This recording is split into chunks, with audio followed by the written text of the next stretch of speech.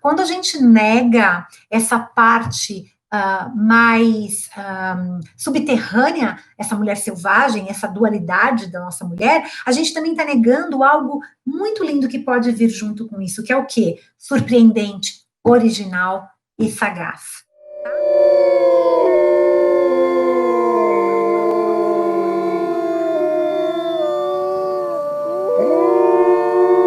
Sejam bem-vindas ao clã das cicatrizes, né? Essas novas irmandades femininas, essa jornada que, ao meu ver, tem um poder literalmente medicinal, porque ele traz qual que é a cura que essa jornada traz, né? Essa jornada nos relembra nós, mulheres contemporâneas, dessas características saudáveis e instintivas desse feminino selvagem, e da gente olhar e se tornar literalmente uma observadora interna, mais ligada à nossa força, à nossa sabedoria, à nossa intuição. São características que são inatas, mas que estão o quê? Adormecidas. Então, qual que é o nosso potencial desses encontros? É fazer-se acordar e despertar. Hoje, gente, a gente vai vivenciar o terceiro encontro do clã das cicatrizes, né?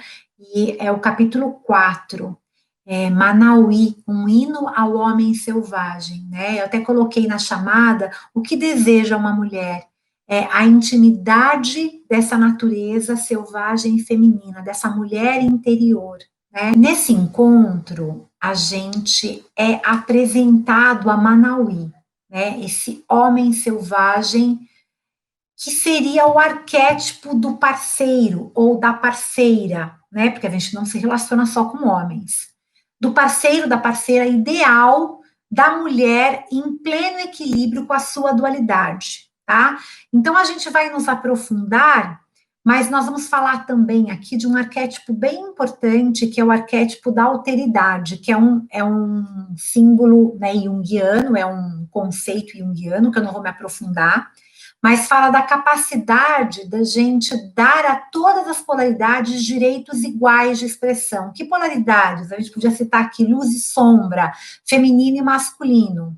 E esse arquétipo, né, da alteridade, fala sobre esse encontro com esse outro aspecto nosso, que é um oposto complementar, e ao mesmo tempo é aquele que nos espelha e nos mostra quem nós somos. A gente pode viver esse arquétipo internamente e externamente. Esse é um arquétipo, é um conceito junguiano, que é super importante, porque sem esse outro, sem esse que nos espelha, nós acabamos não nos desenvolvendo.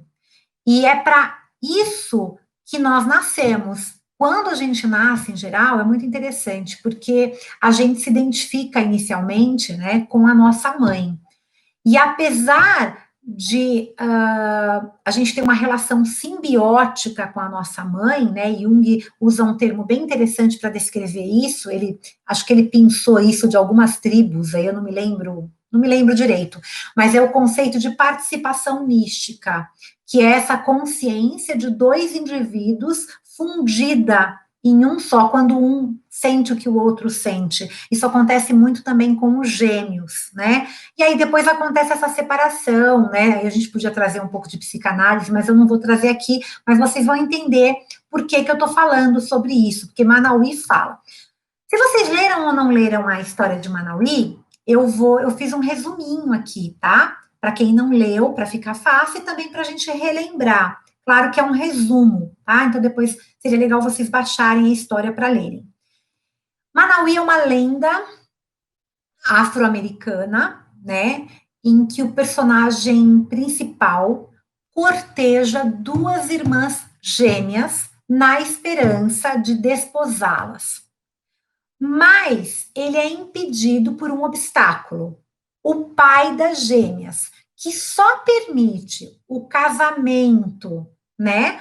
Quando Manauí conseguiu o quê? Adivinhar o nome das mulheres, das duas gêmeas. E esse é um ponto super importante da história, porque elas estão sendo amparadas por esse masculino protetor, esse guardião, tá? Mas eu vou me aprofundar nisso depois. Esse guardião pode ser visto de uma maneira subjetiva como o nosso ânimos, tá? O ânimos que a mulher tem. É esse guardião, tá? Então, ele não conseguia adivinhar esse nome, tá? Ele não conseguia, ele fez várias tentativas de adivinhar esse tal desses nomes, né? Das gêmeas. Para poder casar, ele tinha que adivinhar. Até que ele pede ajuda, né? Ou ele recebe a ajuda do seu cachorro. Então, um dia, Manauí vai lá visitar a família acompanhada do seu cachorrinho, que percebe que as irmãs se complementam. Enquanto uma é mais bela, a outra é mais meiga, né? Nenhuma delas tem todas as virtudes. E o cão, ele se afeiçoa, né, às irmãs.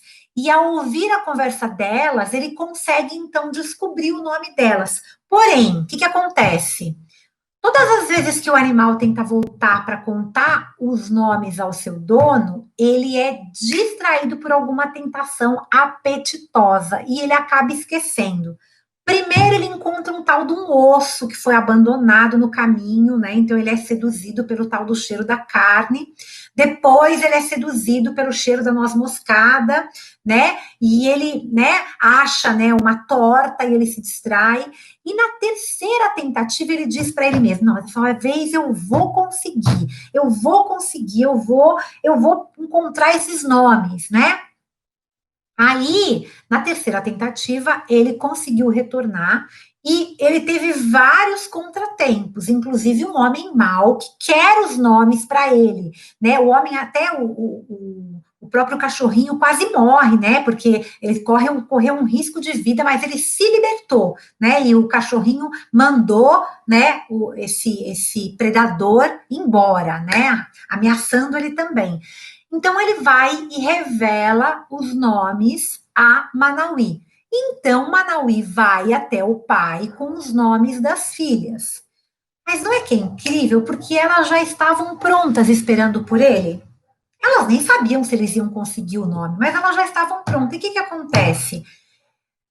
Nesse momento, elas já estavam preparadas para esse encontro, porque tem partes da história em que elas, né, a autora conta, né, a Clarissa conta no mito, que elas estavam passando óleo uma no corpo da outra, penteando o cabelo uma da outra, e aí eles se casam e eles foram, então, felizes para sempre, né, no sentido de que Manauí e as gêmeas e o cachorro começaram a viver juntos. E assim termina esse conto, que ele é super curtinho, mas não menos inquietante do que todos os outros do livro.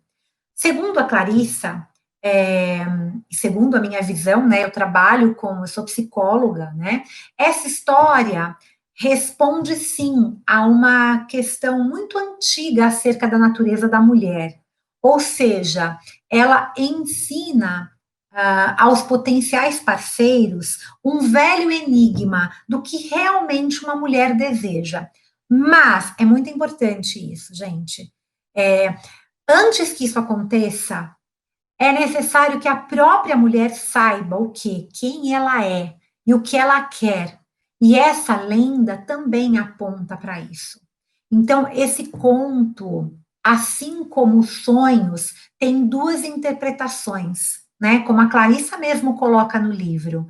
Nós podemos interpretar, como eu falei há pouco, esse conteúdo de uma maneira subjetiva, ou seja, como tenho colocado nos contos anteriores do Clã das Cicatrizes, a Mulher dos Cabelos de Ouro, Balbo, Coyote Dick, as Mulheres de Ruanda, quem não assistiu, entra lá no canal da universidade, em que a gente olha todos os elementos, todos os símbolos como parte de uma mesma psique, de uma única pessoa, e também a gente pode olhar e compreender esse conto de maneira objetiva, como pessoas do mundo real e as suas relações, tá? Pois bem, conforme eu for trazendo esse conteúdo hoje, nós vamos passar pelas duas maneiras de interpretação. Em particular, eu me apaixono por olhar a história trazendo as ferramentas, como é que eu posso chamar? Psíquicas para o nosso desenvolvimento pessoal. Porque, na realidade, gente, a gente só é capaz e responsável de transformar a nós mesmos, tá? Nós somos, sim, terapeutas, agentes de transformação, mulheres medicina, de todas as pessoas ao nosso redor. Mas não é porque a gente está mudando que, na realidade, os nossos superpoderes vão mudar o outro. Mas o que faz a diferença é a nossa própria mudança. A nossa própria mudança transforma o mundo. A Clarissa Pinkola Estés fala muito disso no livro A Ciranda das Mulheres Sábias. Ou seja, quando a gente se propõe a realizar verdadeiramente essa investigação, esse autoconhecimento, essas mudanças internas começam a reverberar ao nosso redor. Então, eu gosto de olhar para todos os personagens como parte do nosso próprio psiquismo. E não adianta também, gente, a gente dar uma cópia do livro para o nosso companheiro, para a nossa companheira, para ler, para dizer assim, né? Tem muita gente que fala assim, ai, Soraya, esse conto eu vou dar para minha companheira me entender. Se a tua companheira não quiser entender nada, ela vai ler aquilo como se nada tiver. Imagina, porque às vezes a pessoa não está nem um pouco afim de ler Mulheres que Correm com os Lobos. Não é assim que funciona. Pode ser que funcione em um outro momento, mas se você não se conhecer, porque quando você se conhece, você vai esperar a outra pessoa querer ler o livro também, vir perguntar para isso, sobre isso, tá? A priori, né? Eu vou trazer aquilo que eu considero alguns pontos centrais da história. E o primeiro passo para que uma pessoa, seja ela um homem, uma mulher, um transgênero, esteja preparado para viver um grande amor, é estar íntegra consigo mesma e consciente do quê? Da sua natureza dual. Por isso que as irmãs são gêmeas, são opostos complementares, ou seja, na visão junguiana, persona e sombra. Então, vamos falar um pouquinho dessas meninas, porque a Clarissa fala muito que não se trata de uma história de poligamia, tá? A partir de uma perspectiva arquetípica, essa história, na realidade, ela fala do mistério de duas poderosas forças femininas numa única mulher. Ou seja, a história fala das duas faces de uma mesma mulher. Citando Clarissa, a autora defende que, por mais que se possa, aí abre aspas, aqui é uma fala da própria Clarissa, eu vou ler para vocês, tá? Encarar as duas mulheres como noivas numa cultura polígama, a partir de uma perspectiva arquetípica, essa história fala do mistério de duas poderosas forças femininas numa única mulher. Fecha aspas. Ou seja, gente, pensa bem, existe um paradoxo da natureza gêmea das mulheres, que reside no fato de que, quando um lado está mais frio sentimentalmente, o outro lado está mais quente. Quando um lado é mais apressado e mais rico em termos relacionais, o outro pode ser, de um certo modo, gélido. Muitas vezes, um lado é mais feliz e maleável, enquanto o outro sente um tal anseio por não sei bem o quê. Ou seja, essas duas mulheres que são uma. Se identificaram aqui? Ou seja, gente, o superficial e o profundo, a luz e a sombra. Eu posso escutar e ainda posso ter voz. É sobre isso que fala essa dualidade, falando dessa história de uma maneira subjetiva. Não só falando sobre gêneros aqui. As gêmeas representam a dualidade da alma. E o cachorrinho e Manauí também representam duas faces de uma mesma alma. Tá? Tá claro aqui? Outra questão muito importante, tá, que eu acho bem legal a gente colocar, é para ter uma boa relação externa, é preciso ter uma boa relação com o nosso ânimos, falando agora de gênero mulher, que na história aparece para a gente como esse pai protetor, esse guardião que sabe que a recompensa sempre vai chegar. Né? Vamos lembrar, né? Por exemplo, se a gente for citar outros contos do livro da Clarissa Pinkola Estés, Barba Azul, por exemplo. Barba Azul ela não sabia, ela não tinha um ânimos bem resolvido. Tanto é que ela cai no predador. Vassalissa também não tinha um pai interno presente, um guardião que a proteja. Olha só, gente, no conto da Bela e a Fera, o pai entrega a Bela porque ele roubou uma rosa. Como é que pode isso? Ou seja, às vezes a gente se entrega para um relacionamento só porque ele ofereceu para a gente mandar uma mensagem de WhatsApp à noite. A gente cai numa cilada, sabe? Como se a gente não merecesse. Então, a gente precisa ter. Isso é uma metáfora, né? Quando a gente fala na história, para dizer que o nosso psiquismo, quando a gente não tem esse ânimo saudável, esse ânimo estruturado, que é o pai da menina que fala, queridinho, não, não, não, não, não, aqui não é tão fácil assim. Para você viver comigo, você vai ter que descobrir o meu nome. Ou seja, você vai ter que me conhecer melhor. Para você ter mais da minha pessoa, nós vamos ter que fazer né, uma investigação, vamos conhecer um pouquinho, né? Então, é fácil a gente cair numa armadilha, né, de relações não saudáveis, quando a gente não tem esse ânimo saudável. Então, a gente vai encontrar muito mais barba azuis, né, do que manauís na nossa vida. Por quê? Porque a gente não tem um ânimo saudável. Então, nós não estamos falando aqui de pai e mãe, do pai e mãe que a gente teve. Nós estamos falando da nossa imagem interna, de merecer ser cuidada, por exemplo, tá? E nesse momento, com esse aspecto equilibrado, a gente acaba encontrando o quê? Um parceiro ou uma parceira, lembrando de novo que a gente não se relaciona só com homens, tá? Precisa ficar livre, isso aberto, tá? Então a gente encontra um parceiro, uma parceira, e não vai mais haver o quê? Aquilo que a gente chama de jogo de poder. Em nosso psiquismo feminino e masculino, a gente está internamente em pé de igualdade. E a gente, então, não fica competindo externamente com o outro, ou querer. Porque, gente, ninguém te faz feliz. E ninguém te faz infeliz também. Nós somos felizes e a gente encontra alguém para compartilhar essa felicidade. É muito difícil quando a gente coloca a nossa felicidade na mão do outro. Primeiro, que o outro não tem nada a ver com isso. Então, você pode estar feliz com o outro, e o outro pode estar feliz com você, mas o outro não tem a obrigação de te deixar feliz. Ai, é tão triste falar isso, gente, mas é uma verdade. É uma verdade, tá? O arquétipo do pai e da mãe interna, que é o meu pai que me acolhe, a minha mãe que me acolhe, o meu pai que pesquisa, que olha, que vai lá ver se o Manauí sabe o nome, entendeu? É muito interessante isso. E a gente cai em muitas ciladas no mundo de relacionamentos líquidos. Então, é muito legal a gente observar tudo isso. E aqui acho que está claro, né? E vamos lembrar de uma questão bem importante. A gente pode falar aqui também um pouquinho mais sobre essa maneira objetiva de interpretar esse conto, que é bem legal falando das irmandades femininas. Vocês percebem no conto que o tempo todo as duas irmãs cuidam uma da outra, passam óleo uma na outra, penteiam o cabelo, ajudam uma a outra, não há uma disputa.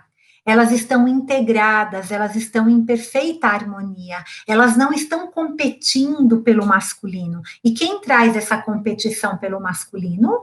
Quem? A sociedade que a gente vive, que está doentia, patriarcal, que é o macho alfa, é o bababá, né? E que a mulher, ela entra em disputa, ela cai no paradigma da escassez, porque não tem homem para todo mundo, não tem. E as irmãs, falando de uma maneira objetiva, falam um pouco dessa relação que nós mulheres temos que reavivar, de não enxergarmos na outra irmã alguém que vai competir por causa de algo. Então, assim, tem para todo mundo, né? Então, elas estavam lá. E outra coisa importante para falar é esse homem que é civilizado, cortejando as irmãs e não tentando fazer uma adivinhação racional dos nomes delas, né? Então ele tem o quê? Ele tem o self, né, criativo ou instintivo, que é o cão, que é o homem instintivo, ou seja, o cão do Manauí é a bonequinha da Vassalissa. Para quem não leu, leia o conto da Vassalissa. Eu tenho um webinário só sobre Vassalissa. Então, que de alguma maneira esse cão instintivo tem mecanismos que conseguem descobrir os homens, o nome das meninas, ou seja, por baixo da superfície há uma criatura diferente, que habita um universo não acessível facilmente. O próprio homem possui também o seu lado dual. Nesse caso, o lado homem, nesse livro, nesse estudo, né, é uma metáfora, tem o lado cão. Mas a gente vai falar um pouquinho mais disso mais adiante. Lembra, né, que o cão traz muito essa referência do aspecto intuitivo, que é a bonequinha para a vassaliça, né? A vassaliça que tem a bonequinha que vai ter que cumprir as missões de uma maneira instintiva, né? Para a Baba Yaga, o Manauí tem que entregar o quê? O nome das noivas, tá? Então, a primeira vez que eu li esse conto, é bem interessante eu compartilhar um pouco da minha experiência aqui. Não vou ficar contando toda a minha história aqui, mas que eu falo muito. Eu fiquei super impressionada, justamente porque eu costumava fazer uma brincadeira assim, com fundo, super de verdade. Toda vez que eu engatava num relacionamento com alguém, ou que eu contratava alguém no meu trabalho, né, na Ciranga da Lua, que eu coordenei durante 14 anos, no século XXI, que foi uma escola também que eu coordenei durante 9 anos, uma escola que tinha como maestria a pedagogia Waldorf, eu falava para as pessoas assim, que eles não conheciam ainda a verdadeira Soraya, né? Que aquela Soraya, ela era ela também, sou eu, né? Mas não tem nada a ver com a imagem que as pessoas que não conviviam mais diretamente tinham, né? Porque todo mundo fala, nossa, Soraya, você é uma pessoa super pacífica, super tranquila. Por que tranquila? Porque eu era simpática, né? Eu gosto de mim, eu sou leonina, né? Se relacionar com as pessoas. Então, ninguém me dava muito crédito quando eu dizia isso, até o primeiro conflito chegar, né? O conflito que dizia assim: nossa, a Soraya é tão exigente, gente, eu tenho uma lua em virgem, eu tenho uma Vênus em virgem, eu sou exigente comigo. Já melhorei muito com 53 anos. Aí a pessoa se incomodava, mas eu sempre dizia, né? Olha, existe essa pessoa também. Né? Porque aí, quando os conflitos começavam a surgir, já com toda certeza, a minha personalidade íntima não correspondia à ideia que faziam de mim. Então, muitas vezes, não é que eu estava vestindo uma máscara quando eu sou simpática, quando eu sou brincalhona, quando eu sou divertida, não é uma máscara, é uma parte minha também. Mas eu não sou só isso, eu tenho uma dualidade, tem uma parte minha intrínseca que traz esse equilíbrio, e ela é comum, e ela é desejada também, tá? Então, a Clarissa fala assim no livro dela, abre aspas, qualquer um que seja íntimo de uma mulher selvagem está de fato na presença de duas mulheres, um ser exterior e uma criatura interior, um que habita o mundo terreno e outro que vive num mundo não tão visível. O ser exterior vive à luz do dia, é observado com facilidade. Muitas vezes é uma pessoa pragmática, aculturada e muito humana. Já a criatura costuma chegar à superfície vindo de muito longe, embora sempre deixe uma sensação, algo de surpreendente, original e sagaz. Então, quando a gente nega essa parte mais subterrânea, essa mulher selvagem, essa dualidade da nossa mulher, a gente também está negando algo muito lindo que pode vir junto com isso, que é o quê? Surpreendente, original e sagaz. Então, os relacionamentos são essas partes de nós mesmos que precisam ter uma tarefa, tá? O problema, de acordo com o capítulo, acontece muitas vezes quando um dos lados é privilegiado em detrimento do outro, tá? Então, detrimento, né, do outro, acaba levando a gente ao desequilíbrio, ou seja, a mulher, ela tem muitos e muitos poderes quando os aspectos duais individuais são reconhecidos conscientemente, que é o mais difícil, trazer essa consciência, porque a gente tem medo da nossa sombra, muitas vezes a gente nega, tá? E quando a gente considera esses dois aspectos sendo da mesma unidade, e a gente mantém esses dois aspectos unidos, em vez de separados, só aqui na minha casa que eu posso ser assim. Não é que você precisa mostrar o que você é para todo mundo, mas para você, você precisa. né? Para você, você precisa. Então, sozinho, né? O self mais civilizado vive bem, mas ele sente uma certa solidão. Sozinho, o self selvagem também vive bem, mas ele anseia por um relacionamento com o outro. Então, é muito importante a gente olhar para isso tudo, né? E falando um pouquinho nessa sobre essa energia dual do homem, né? Da sua natureza dual, que nessa história é representada pelo cachorro, ou seja, o Manaus não pode ser apenas simpático, bonito, ele tem que trazer também o aspecto que instintivo, que tem o que? A tenacidade, que tem o que? Que tem uma audição apurada, que tem os instintos para encontrar, os instintos para quê? Para perseguir, para resgatar ideias valiosas. E o mesmo, falando de uma forma subjetiva, para o nosso ânimos. Quando a gente quer fazer um projeto, a gente tem que ter, vai colocar um trabalho novo, um círculo de mulheres no mundo, né? Com tantos que tem. Qual vai ser a minha autenticidade? Então, eu tenho que ter um instinto para encontrar uma autenticidade para esse trabalho. Já vai ser autêntico porque sou eu que vou estar fazendo. Então, já vai ser autêntico, né? Aí eu tenho que perseguir aquilo, não me distrair, né? Com aquilo, né? O cheiro da noz moscada e resgatar as nossas ideias valiosas, né? O cão também é um aspecto no conto que a gente chama na mitologia, né, e é um termo também da psicologia, de psicoponto, né, ou seja, esse ser ou esse conceito que designa que consegue fazer essa conexão entre a consciência, de uma maneira subjetiva, e a inconsciência. Por exemplo, a gente pode citar na mitologia grega o deus Hermes, a deusa Hécate, que conseguem ter acesso ao submundo, né, ao mundo de Hades, né, que tem esse aspecto do psicopompo, né, que consegue acessar, né, e entrar no mundo de Hades sem que nada aconteça, né, ou seja, o mundo de Hades é o submundo, né, então é esse inconsciente, tá? Aí a gente tem também a história de Psique que vai até lá para realizar a quarta tarefa que Afrodite dá para ela. E ela volta, né, renascida. Leiam, né, o tarô, né, mitológico, que é bárbaro, o naipe de coração, que fala da função, né, da nossa emoção, de como a gente se relaciona, a função relacionamento. As forças masculinas, elas podem incluir energias bem distantes do que representa Manauí e que está mais próxima do predador do Barba Azul. São aqueles que tentam demolir a estrutura dual da mulher, sabe? Os abusadores. Esse tipo de pretendente não consegue tolerar a dualidade e ele procura o quê? A perfeição. Ele procura o quê? Uma verdade única. A substância feminina é imutável, né? Inalterável, né? Encarnada na mulher, o quê? Perfeita.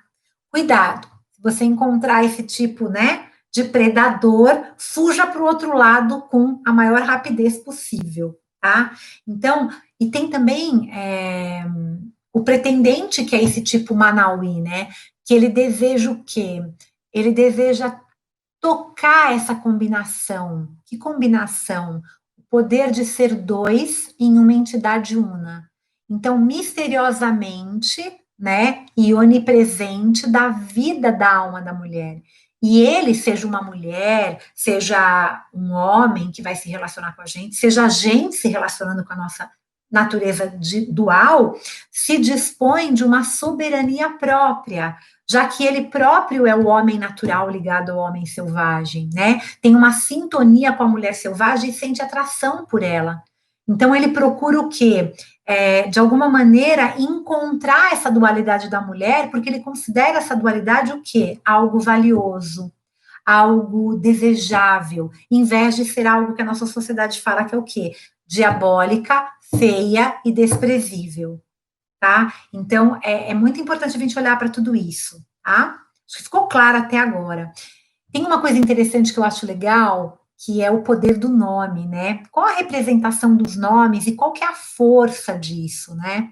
É interessante porque quando você vê alguns filmes de ficção futuristas, né? A primeira coisa que eles fazem é tirar o nome das pessoas. Então é assim, né? Você, soldado 351, prisioneiro LT52. Quando você tira o nome, é como se você perdesse o poder. Quando a gente lê o mito da Inanna, né, da deusa, a rainha sumeriana, quando ela desce para o submundo para encontrar com ela mesma, tem um momento que ela tem que abrir mão do nome, mas o nome ali estava associado a tudo aquilo que ela precisava destruir e descriar sobre ela mesma para poder se tornar um aspecto dela mesma, aonde ela encontra com a irmã, que é Ereshkigal, e aí ela sobe como rainha do céu, ela morre e renasce. Então, a gente precisa nomear o que a gente está sentindo. E isso é muito poderoso. Dar nome traz clareza, né? É muito importante aceitar conscientemente esses lados opostos e dar nome a esses lados opostos, além de perceber que o homem desejável é aquele que deseja essa dualidade e que vai procurar compreender ou a parceira ideal, ou o parceiro ideal, ou o nosso ânimos, ou a nossa, né, o nosso aspecto feminino e masculino interno, ou o nosso ânimos, né? Mulher não tem ânima, mulher tem ânimos, né? Então, dar o nome às coisas é uma das principais bandeiras do feminismo. Ou seja, dizer o que é um assédio sexual, dizer o que é um estupro, dizer o que é um feminicídio, o que é uma lesbofobia, né? Essa mania dos homens explicarem tudo para a gente, até quando se trata do nosso campo de trabalho, da nossa personalidade, o homem externo, que vem dizer para a gente que o feminismo não é bom, né? Dizer que o feminismo não é legal, que a gente está brigando contra os homens, não é verdade. Né? Se você está lutando por um mundo melhor, você é uma feminista. E o feminismo tem esse lugar de dar nome, de da gente entender que existem vários tipos de abuso, que tem muitas mulheres que são abusadas e que não sabem que são abusadas. Dar o nome às coisas, dar o nome àquilo que você está sentindo, tá? É muito importante, é preciso identificar o que te leva às ciladas, carência do quê, né? Do que você tem medo? Por que o teu ânimo não está saudável? Você está procurando externamente um masculino, né? Que você precisa ter internamente primeiro. Nomear é um ato que não deve ser subestimado, né? Nessa história, nesse conto, vamos lembrar uma coisa, gente, eu não tenho a verdade total. Eu analiso esse conto partindo de um lugar que eu sou psicóloga, especialista em psicologia junguiana. Jung não gostava que a gente falasse isso, né? Que você é psicóloga junguiana, você não sabe falar que é, né? Ele dizia nos textos dele. E eu gosto muito de mitologia, de contos, eu sou uma contadora de histórias, e também é a minha experiência de aí 20 anos de consultório. Então, eu trago de mentoria. Então, é a minha leitura. Pode ser que muitas coisas que eu fale aqui não façam mais sentido, ou não faça sentido para você. Que bom que você tem uma outra maneira de enxergar isso tudo. Não tem um prisma, que é a quarta anciã, né? A quarta anciã fala disso. Não existe apenas uma verdade. Existem algumas formas que a psicologia traz, algumas leituras que a filosofia traz, mas não significa que é uma verdade absoluta. São maneiras de você compreender. Então, quando o Manauí procura pelo nome, tem como um objetivo muito forte invocar uma força, uma pessoa, chamá-la para que ela se aproxime, para que você possa entrar num relacionamento com ela. Manauí está interessado em descobrir os seus nomes, não para se apoderar do poder delas, como tem aquele que pega o cachorrinho no final, que sai da selva e pega o cachorrinho, mas sim para conquistar um poder pessoal igual ao delas. Conhecer os nomes representa adquirir consciência acerca da natureza dual e retê-la. Ou seja, a Clarissa fala assim: quando nós nomeamos, nós descobrimos significados pessoais e ocultos, bem como a beleza selvagem de ser mulher. Não importando as personalidades dos aspectos opostos, essa identificação e esse vínculo são chamados, em termos humanos, de amor a si mesmo. Quando ele ocorre entre dois indivíduos, é chamado de amor pelo outro. E aí, agora a gente vai falar um pouquinho, né? Já peguei alguns pontos bem importantes, às vezes eu volto neles, porque eu me empolgo, tá? Eu adoro falar sobre mulheres que correm com os lobos. Eu trabalho há muitos anos com esse livro em consultório. E cada vez que eu estudo mais, mais eu tenho para aprender. Às vezes você está focado em algo que você deseja fazer muito, lançar um projeto, mudar alguma coisa, começar uma dieta, sei lá, começar academia, sei lá, fazer uma live. Aí você se distrai com o teu Instagram, com o Netflix da vida, com o atrito de família, com o assunto do banco, algo que naquele momento pode até ser importante, mas quando a gente perde o rumo daquilo que a gente está fazendo, para a gente retornar, a gente gasta uma energia tremenda. Então, nessa parte do capítulo, né, a Clarissa trata das distrações, dos desvios no caminho que nos impedem de alcançar o quê? Os nossos objetivos. Pode ser aquele momento em que parece que nada vai dar certo na vida, ou aquele em que a gente perde o desejo no meio da estrada. Mas, na maioria das vezes, se tratam de prazeres diversos, o que lembra um pouquinho o capítulo. Que, não vou entrar em detalhes, senão eu vou falar muita coisa, tá? Né? Vou falar coisa demais, mas vamos falar o seguinte: esse é um tópico que eu particularmente fico bem tocada, porque eu sou uma pessoa, eu sou leonina, eu sou muito impulsiva, e qualquer pessoa impulsiva, muitas vezes se desmotiva com muita facilidade. Eu estou sempre buscando alguma coisa que me dê mais apetite, então eu tive que fazer uma investigação interna para ver o que, que era isso no meu, né, na minha psique, e tudo que eu coloco para realizar, eu tento, quando eu não realizo, entender se eu não realizei porque aquilo não era mais importante verdadeiramente, ou porque foi uma distração no meio do caminho.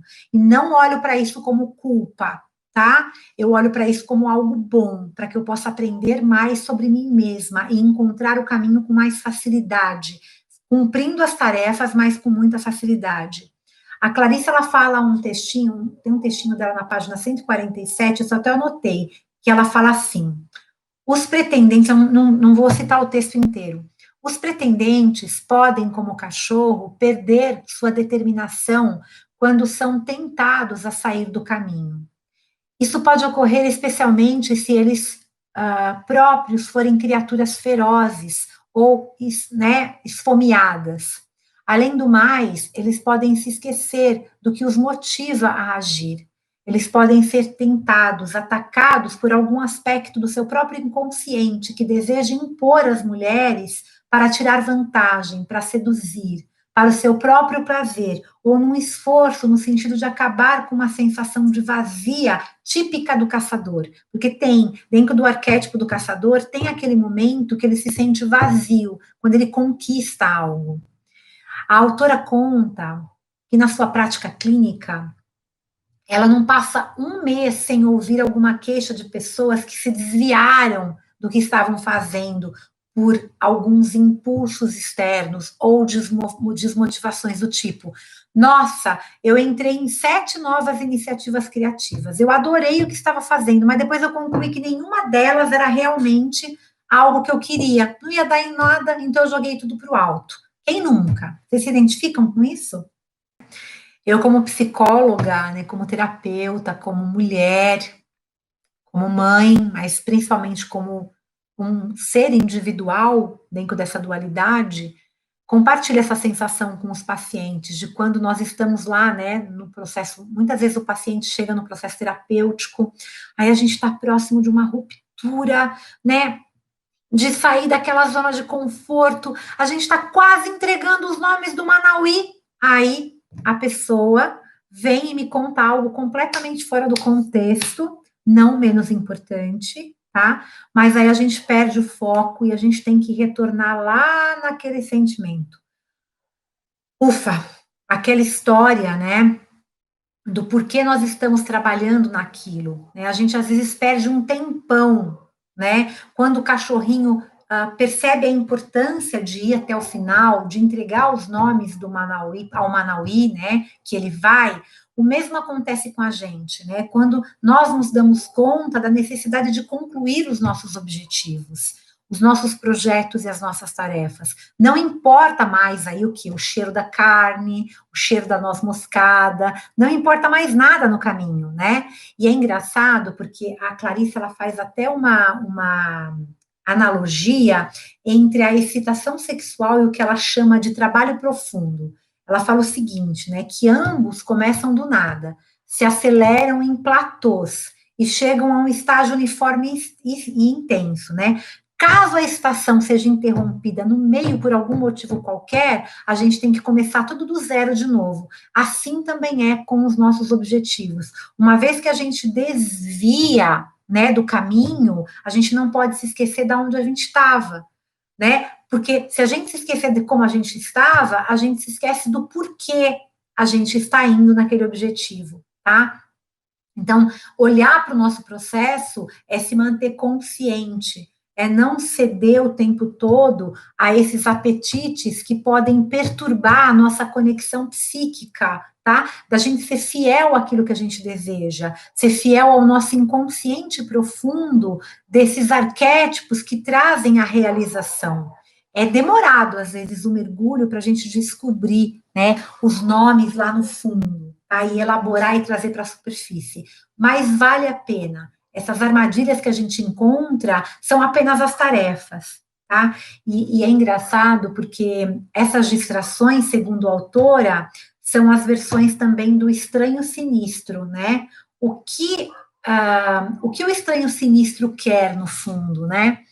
O estranho sinistro que aparece no final da história, né, quando o cachorrinho, o cão selfie do Manauí vai, né, e fala, dessa vez eu não vou voltar atrás, e esse, né, esse estranho sinistro aparece, ele quer possuir as irmãs.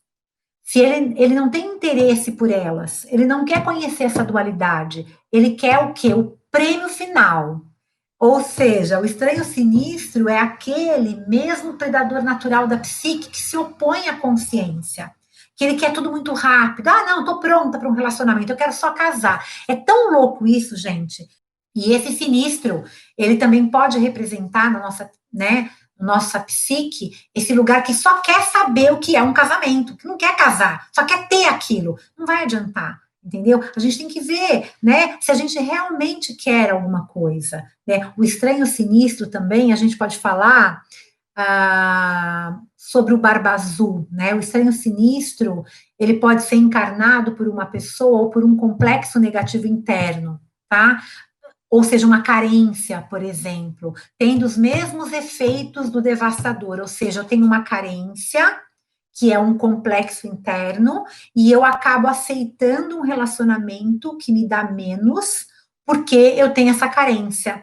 Então, isso pode ocorrer na nossa vida objetiva quando um incidente, um lapso, algum acontecimento estranho de qualquer natureza surge de repente e tenta nos fazer também esquecer quem nós somos. São os ladrões dos nossos nomes, lembrem disso, tá? A única maneira, ao meu ver, da gente aprender a nos mantermos fiéis ao nosso conhecimento profundo é quando aparece um estranho à nossa frente, que em vez da gente se colocar numa posição de vítima, a gente é, de alguma maneira, obrigado a lutar por aquilo que a gente preza, lutar para ter firmeza naquilo que a gente se dedica, lutar para superar as nossas motivações, né, as nossas motivações espirituais, né, emocionais, lutar para terminar aquilo que a gente iniciou. É isso que ela chama da conquista da nossa ferocidade. Guardar os nomes, né? Guardar os nomes é tudo. Então, olhando de uma forma subjetiva para esse conto, a gente tem muitos aspectos. A gêmea sendo, fazendo um resuminho aqui, sendo a natureza dual das mulheres, o cachorro sendo o self instintivo dos homens, o homem sinistro que aparece no final, representando a parte da nossa psique que não quer que as coisas deem certo, né? A parte da nossa psique que é a sombra, que não quer que a gente vá para frente. E de uma maneira objetiva, Clarissa fala que muitas mulheres estão esperando o companheiro encantado. né? E quando elas não querem mais o companheiro encantado, elas querem o círculo de mulheres encantado. Elas querem chegar num círculo de mulheres e elas querem acreditar que a facilitadora é sensacional, que a guardiã nunca vai cobrá-las, que aquele não vai ter ninguém que vai incomodar no grupo. Aí elas se decepcionam também e saem falando mal, entendeu? Porque a pessoa quer uma vida encantada, tá? Então, ou seja, né? A gente está esperando esse companheiro encantado, esse círculo encantado, aquilo que a gente deseja, ou seja, muitas vezes você está no meio daquela briga que outra pessoa não consegue te entender, que não consegue adivinhar o que você quer. Então, é aí que ela fala no livro, ela faz uma ligação com a comunicação não violenta, que é a gente precisa falar. Não há como o outro adivinhar o que a gente quer. Não há como o outro ter essa bola de cristal. Nós temos que, de alguma maneira, mostrar, a partir do momento que a gente conhece, para o nosso parceiro, para a nossa parceira, que nós temos uma nossa natureza dual. E essa pessoa também tem a sua natureza dual. Ou seja, nós somos humanos e nós partilhamos dessa dualidade. E se a gente confia, a gente compartilha, confiando que o outro não vai ser um estranho sinistro, tentando, né, objetificar, né, o outro, ou seja, e a gente tem uma relação mais rica. Clarissa fala que o parceiro ideal é aquele que está disposto a conhecer você, partindo do princípio que nós estamos em constante processo do quê, gente? Como foi falado aqui já, em processo de mudança, de autoconhecimento. Então, o outro não tem como adivinhar o que está passando com nós, né? Então, a gente tem que falar, a gente tem que informar, a gente tem que abrir, né? E abrir-se para que pergunta?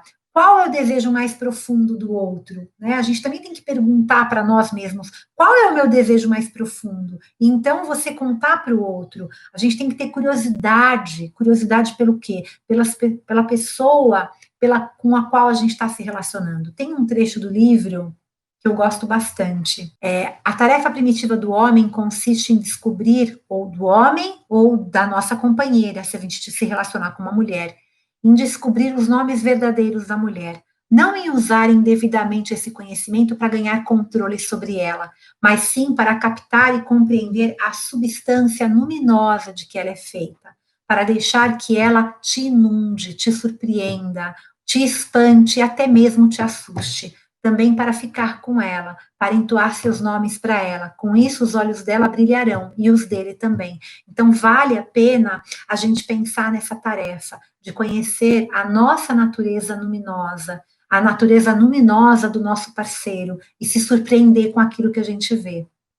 Então, esse conto é menos para mim de como educar os homens e as mulheres com os quais eu vou me relacionar, e mais de como nós precisamos estar íntegras com o nosso velho sábio, que é o pai da menina, que é o nosso ânimos, que nos confere o quê? A confiança de que o resultado está sempre assegurado, porque se a gente olhar de novo no conto, as meninas em nenhum momento tinham dúvida de que iam se casar, ou o casamento não é necessariamente o objetivo, nesse conto é uma analogia para isso, mas elas estavam sempre se preparando, elas estavam se arrumando, elas estavam se vestindo, e elas nem sabiam se ele ia descobrir os nomes ainda. Por quê?